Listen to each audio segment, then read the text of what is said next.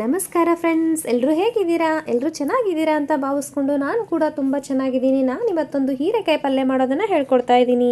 ಬನ್ನಿ, ಅದಕ್ಕೆ ಏನೇನು ಬೇಕು ಅಂತ ನೋಡೋಣ. ಕಟ್ ಮಾಡ್ಕೊಂಡಿರುವಂತಹ ಈರುಳ್ಳಿ, ಹೀರೆಕಾಯಿ, ಟೊಮೆಟೊ ಮತ್ತು ನೆನೆಸಿರುವಂತಹ ಕಡಲೆಬೇಳೆ ಮತ್ತು ಕರಿಬೇವಿನ ಸೊಪ್ಪು, ಮತ್ತು ಅದಕ್ಕೆ ರುಚಿಗೆ ತಕ್ಕಷ್ಟು ಉಪ್ಪು, ಖಾರದ ಪೌಡ್ರು, ಜೀರಿಗೆ, ಸಾಸಿವೆ ಮತ್ತು ಅರಿಶಿನ. ಬನ್ನಿ ಹೇಗೆ ಮಾಡೋದು ಅಂತ ನೋಡೋಣ. ಗ್ಯಾಸ್ ಸ್ಟವ್ನ ಆನ್ ಮಾಡಿಕೊಂಡು ಅದರ ಮೇಲೆ ಒಂದು ಬಾಣಲಿನ ಇಟ್ಕೊಳ್ಳೋಣ. ಬಾಣಲಿ ಬಿಸಿ ಆದಮೇಲೆ ಅದಕ್ಕೆ ಸ್ವಲ್ಪ ಎಣ್ಣೆನ ಹಾಕೋಣ. ನೋಡಿ, ಎಣ್ಣೆ ಹಾಕಿಬಿಟ್ಟು ಎಣ್ಣೆ ಚೆನ್ನಾಗಿ ಕಾದ್ಮೇಲೆ ಸ್ವಲ್ಪ ಸಾಸಿವೆ ಮತ್ತು ಸ್ವಲ್ಪ ಜೀರಿಗೆ ಎರಡನ್ನೂ ಹಾಕೋಣ. ಸಾಸಿವೆ ಜೀರಿಗೆ ಚಿಟಪಟ ಆದಮೇಲೆ ಕರಿಬೇವು ಸೊಪ್ಪು ಹಾಕಿ ಮತ್ತು ಕಟ್ ಮಾಡ್ಕೊಂಡಿರುವಂತಹ ಈರುಳ್ಳಿನ ಸೇರಿಸಿ ಚೆನ್ನಾಗಿ ಕೈ ಆಡಿಸ್ಕೊಳ್ಳಿ. ಈರುಳ್ಳಿ ಸ್ವಲ್ಪ ಕಂದು ಬಣ್ಣಕ್ಕೆ ತಿರುಗೋವರೆಗೂ ಚೆನ್ನಾಗಿ ಬಾಡಿಸಿ. ನೋಡಿ, ಈರುಳ್ಳಿ ಕಂದು ಬಣ್ಣ ತಿರುಗಿದ ಮೇಲೆ ಅದಕ್ಕೆ ನಾವು ನೆನೆಸಿಟ್ಕೊಂಡಿರುವಂತಹ ಕಡಲೆಬೇಳೆನ ಹಾಕೋಣ. ಕಡಲೆಬೇಳೆನೂ ಹಾಕಿಬಿಟ್ಟು ಚೆನ್ನಾಗಿ ಬಾಡಿಸಿ. ನೋಡಿ, ಕಡಲೆಬೇಳೆ ಹಾಕಿ ಬಾಡಿಸಿದ್ಮೇಲೆ ಅದಕ್ಕೆ ಕಟ್ ಮಾಡ್ಕೊಂಡಿರುವಂತಹ ಒಂದು ಟೊಮೆಟೊ ಸಾಕು.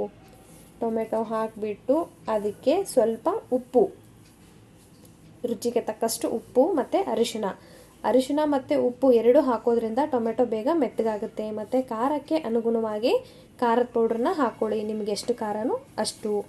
ನಂತರ ಇದು ಕಡಲೆಬೇಳೆ ಬೇಯಬೇಕಲ್ವ, ಟೀ ಕುಡಿಯೋ ಲೋಟದಲ್ಲಿ ಒಂದೇ ಒಂದು ಲೋಟ ನೀರನ್ನು ಹಾಕಿ ಚೆನ್ನಾಗಿ ಕೈ ಆಡಿಸ್ಕೊಂಡು ಒಂದು ಪ್ಲೇಟ್ನ ಮುಚ್ಚಿ ಒಂದು 5 ನಿಮಿಷ ಮೀಡಿಯಮ್ ಫ್ಲೇಮ್ನಲ್ಲಿ ಅದನ್ನು ಬೇಯಿಸ್ಕೋಬೇಕಾಗುತ್ತೆ. ನೋಡಿ, ಇವಾಗ 5 ನಿಮಿಷ ಆಗಿದೆ.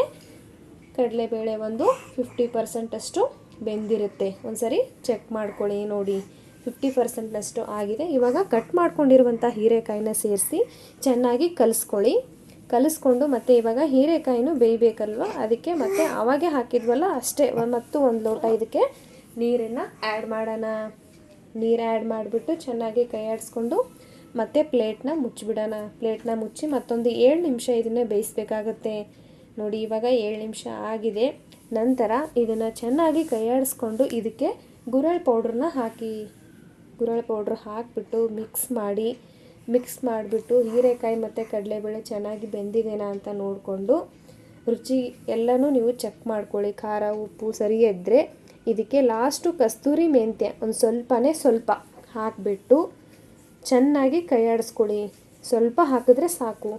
ಕೈ ಆಡಿಸ್ಕೊಂಡು ಮುಚ್ಚಿಟ್ಬಿಡಿ. ನೋಡಿ, ಹೀರೆಕಾಯಿ ಪಲ್ಯ ರೆಡಿಯಾಗಿದೆ. ಒಂದು ಸರಿ ಟ್ರೈ ಮಾಡಿ.